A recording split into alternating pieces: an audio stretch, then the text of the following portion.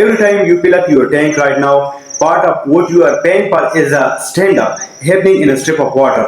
Most people could not find on a map. Iran just rejected a deal that could have eased that stand-up, and that decision is already moving oil prices. Let's break down exactly why this matters to your wallet.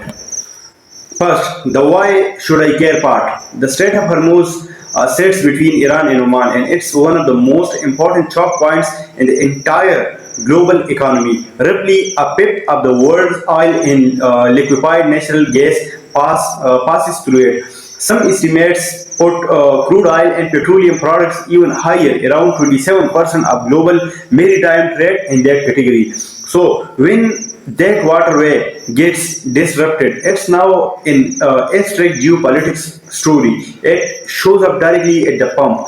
Back when this conflict first escalated in March, the national average gas price jumped from around $2.93 a gallon to over 3.70 in about a month. That's the kind of swing we are talking about. So here's the latest. Oman trying to play peacemaker put forward a proposal backed by several Gulf states to create a framework for managing traffic through the strait, including a voluntary peace system for ships passing through.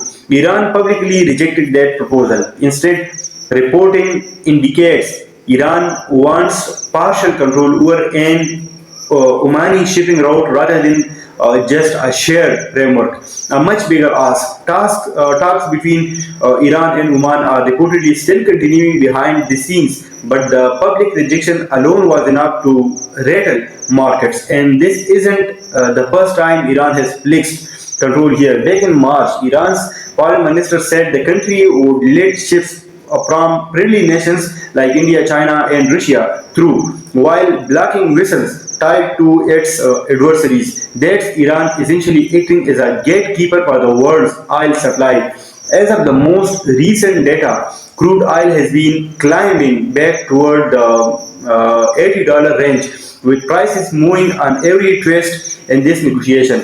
President Trump has said his current proposal represents Iran's final opportunity to make a deal, and he's expressed confidence Hormuz will reopen soon. Iran, meanwhile, denies any direct US talks are happening through, though it says discussions with Oman are progressing. So there are no talks with US right now. This is exactly the kind of back and forth that keeps oil markets on edge. Every headline about talks progressing nudges prices down a little, and every rejection or new demand nudges them back up.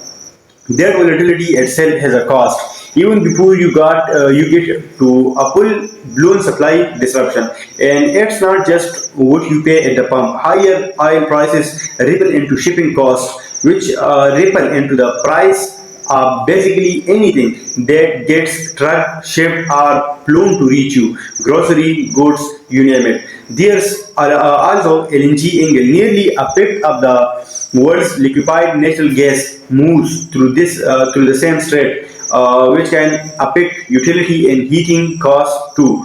So when you see a headline about Iran rejects Hormuz proposal, that's not just a foreign policy story. It's a preview of what might show up on your next recipe.